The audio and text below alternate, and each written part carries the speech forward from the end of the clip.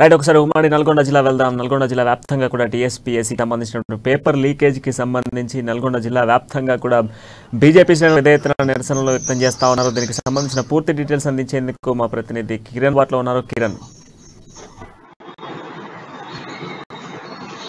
ఇక ఉమ్మడి నల్గొండ జిల్లా విషయానికి వచ్చినట్టయితే గత కొద్ది రోజులుగా ఏదైతే టీఎస్పీఎస్సీ పేపర్ లీక్ వ్యవహారం రాష్ట్ర వ్యాప్తంగా సంచలనం రేపింది. ఈ యొక్క నేపథ్యంలో బీజేపీతో పాటు మిగతా పక్షాలని అధికార పార్టీకి వ్యతిరేకంగా ధర్నాలు, ఆందోళన, నిరసనలు వ్యక్తం చేస్తున్నాయి.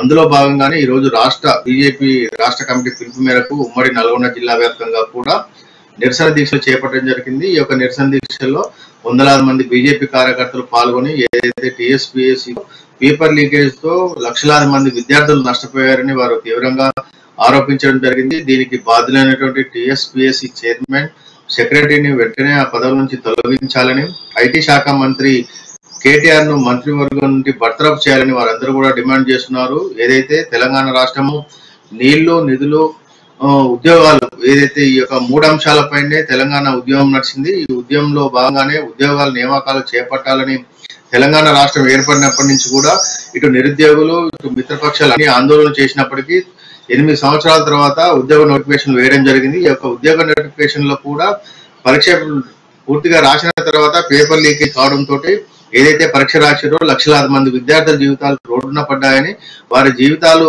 రోడ్డు పడటంతో పాటు ఆర్థికంగా కూడా చితికిపోయారని, వారందరినీ ఆదుకోవాల్సిన అవసరం ఎంతైనా ఉందని, వారి యొక్క కుటుంబాల్లో తీవ్ర నిరాశలు నెలకొన్నాయని, విద్యార్థులు కూడా కొంతమంది ఆత్మహత్యలు కూడా పాల్పడుతున్నారని, వీటన్నిటికీ కారణమైనటువంటి ముఖ్యమంత్రి కేసీఆర్ వెంటనే తన పదవికి రాజీనామా చేసి తెలంగాణ ప్రజలకు క్షమాపణ చెప్పాలని కూడా వారు డిమాండ్ చేస్తున్నారు.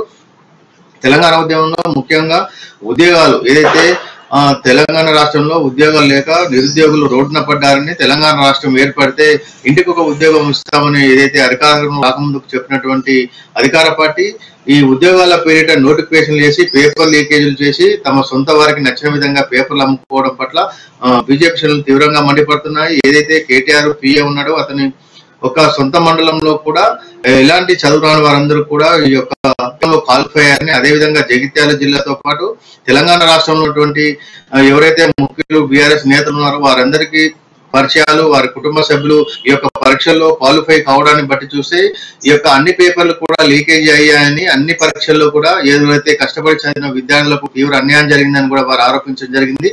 ఏదేమైనప్పటికీ కూడా తెలంగాణ ప్రభుత్వం ఎంతో ప్రతిష్టాత్మకంగా ఈ యొక్క టీఎస్పీఎస్సీ ఏర్పాటు చేసి విద్యార్థులకు న్యాయం చేసేది, నిరుద్యోగులకు ఉద్యోగాలు కల్పిస్తుందని ఆశ ఉన్నప్పటికీ వారందరూ కూడా డబ్బులకు అమ్ముడుపోయి తమ సొంత కుటుంబాలకు, అధికార పార్టీ నాయకులకు, ఒత్తిళ్లకు తలగి పరీక్షా పేపర్లను అమ్ముకోవడం ఎంతవరకు న్యాయమని వారందరూ కూడా డిమాండ్ చేస్తున్నారు. మొత్తానికి తెలంగాణ వ్యాప్తంగా ఈ యొక్క జరుగుతున్న యొక్క టీఎస్పీఎస్సీ పైన తీవ్ర ఆగ్రహ జ్వాలలు అయితే నెలకొన్నాయి. మొత్తానికి ఈ యొక్క వ్యవహారంలో నిరుద్యోగులు రోడ్డున పడ్డారని, వారి జీవితాలు అంధకారంగా మారాయని, ఈ యొక్క పరీక్షల పట్ల నమ్మకం లేకుండా పోయిందని వారైతే మండిపడటం జరుగుతుంది. ప్రణయ్,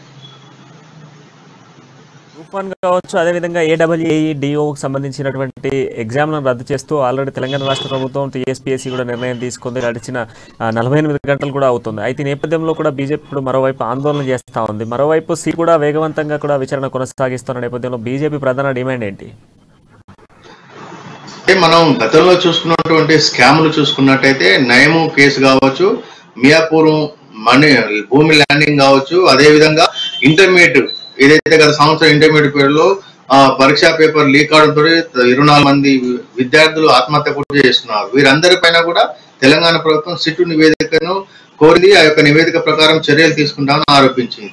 అయితే ఇప్పటి వరకు కూడా ఏ యొక్క స్కామ్ లో కూడా ఇంతవరకు దోషులను తేల్చి వారికి శిక్ష పడిన సందర్భాలు అయితే లేవు. కాబట్టి వీరందరూ కూడా సిట్టింగ్ జడ్జితో న్యాయ విచారణ చేపట్టాలని, సిబిఐతో ఎంక్వైరీ చేస్తే అసలు నిజాలు బయటపడతాయని బీజేపీ శ్రేణులు ఆరోపిస్తున్నాయి. ఏదైతే తెలంగాణ రాష్ట్ర ప్రభుత్వం ఈ గత 8 సంవత్సరాల కాలంలో వేసినటువంటి సిట్ నివేదికలు ఏది కూడా పూర్తి స్థాయిలో నివేదికలు సమర్పించలేదని, అధికార పార్టీకి ఈ యొక్క ఆదేశాల ప్రకారం సిట్ వ్యవహరించిందని, కాబట్టి సిబిఐకి ఇవ్వాలని, అదేవిధంగా సిట్టింగ్ జడ్జితో ఎప్పుడైతే విచారణ చేపడతారో అప్పుడే న్యాయం జరుగుతుందని కూడా వారందరూ ఆరోపిస్తున్నారు. ఈ యొక్క సిట్ పైన మాకు నమ్మకం లేదని సిబిఐకి ఒప్పజెప్పాలని ఈ బీజేపీ శ్రేణులు కూడా కోరుతున్నాయి. మొత్తానికి ఈ యొక్క తెలంగాణ రాష్ట్రంలో ఇప్పటి వరకు సిట్ కేసుకు సమర్పించినట్టు ఇలాంటి యొక్క స్కామ్లు పైన ఎవరికి ఇంతవరకు చర్యలు తీసుకోలేదు. కాబట్టి సిబిఐకి అప్పచెప్పినట్టయితేనే న్యాయం జరుగుతుందని కూడా వారందరూ డిమాండ్ చేస్తున్నారు.